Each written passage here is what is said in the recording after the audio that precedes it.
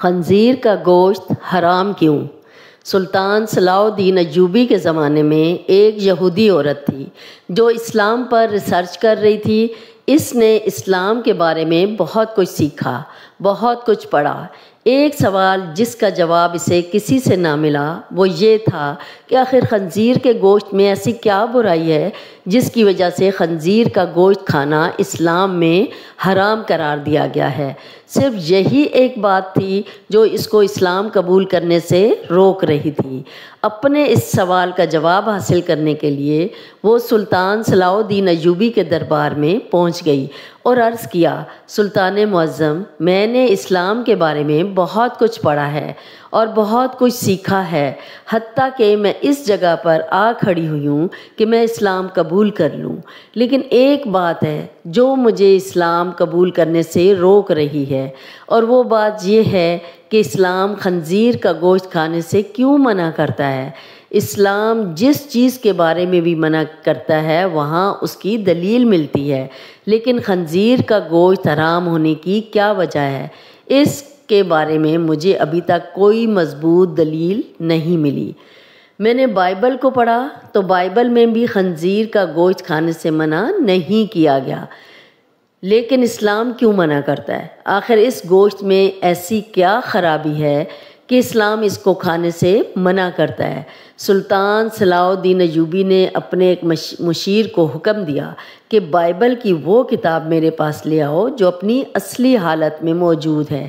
جب بائبل کی کتاب پیش کی گئی تو سلطان صلاح الدین ایوبی نے وہ حوالہ تلاش کر کے اس یہودی عورت کو دکھایا جہاں لکھا ہوا تھا کہ خنزیر کا گوشت کھانا منع ہے۔ خاتون نے حیران ہو کر کہا، یہ کیا بات ہوئی؟ میرے پاس جو کتاب ہے اس میں تو لکھا ہوا ہے کہ خنزیر کا گوشت کھانا منع نہیں۔ یہ سن کر سلطان صلاح الدین ایوبی نے جواب دیا، مجھے ترس آتا ہے تمہارے ان لکھاریوں پر جنہوں نے اپنی عیاشیوں کے لیے اس پاک کتاب کو اپنے لفظوں سے تبدیل کر دیا۔ تمہارے پاس جو بائبل ہے یہ اپنی اصلی حالت میں موجود ہے نہیں۔ ابھی تو میں نے صرف اس کتاب سے ثابت کیا ہے کہ خنزیر کا گوشت کھانا منع ہے، اب آپ اسے سائنسی لحاظ سے بھی ثابت کروں گا۔ پھر میں سلطان نے اس عورت سے کہا کہ کل صبح خنزیر کا گوشت پکا کر میرے دربار میں لے آنا۔ دوسرے دن اس عورت نے خنزیر کا پکا ہوا گوشت سلطان کی خدمت میں پیش کر دیا۔ سلطان نے اس کو کراہت سے دیکھتے ہوئے کہا، اب اس کی بوٹی کے 2 حصے کرو۔ خاتون نے جب چھری سے بوٹی کے 2 حصے کیے تو درمیان میں سے گوشت کچا تھا۔ سلطان نے اس خاتون سے کہا، کیا تم نے اس گوشت کو اچھی طرح پکایا تھا؟ تو وہ کہنے لگی، نہیں۔ سلطان نے معظم، میں نے اس کو بہت اچھی طرح پکایا تھا۔ سلطان نے کہا، اب تمہاری سمجھ میں یہ بات آ گئی ہوگی کہ یہ حرام گوشت ہے، اسے جتنی بھی اچھی طرح پکایا جائے یہ درمیان میں سے کچا ہی رہتا ہے، اور جب یہ تمہارے پیٹ کے اندر جاتا ہے تو بہت سی بیماریوں کا سبب بنتا ہے۔ دوسری بات یہ ہے کہ سور جس جگہ رہتا ہے یہ اپنے ارد گرد کی تمام گندگی حتیٰ کہ انسانوں کی گندگی کو بھی کھا جاتا ہے۔ اس کی خوراک بہت ہی غلیظ ہوتی ہے، اس حوالے سے وہ غلاظت اس کے گوشت میں بھی شامل ہوتی ہے جو بذات خود بیماریوں کا منبع ہے۔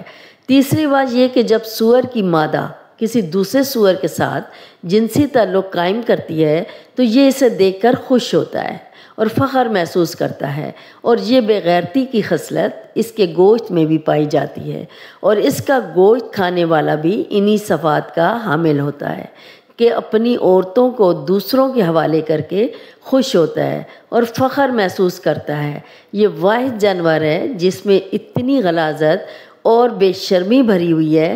جب آپ اس کے جانور کا گوشت کھائیں گے جس کی بنیاد غلاظت سے بھری ہوئی ہے تو وہ آپ کو کیا فائدہ دے گا؟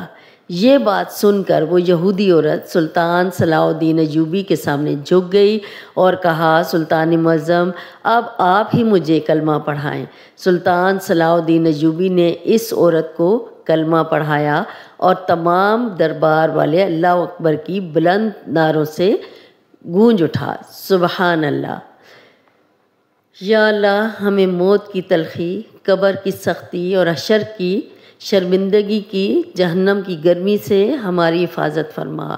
یقیناً درود پاک ذہنی سکون ہے اور نامہ اعمال میں نیکیوں کے اضافے کا باعث بنتا ہے۔ صلی اللہ علیہ وآلہ وسلم۔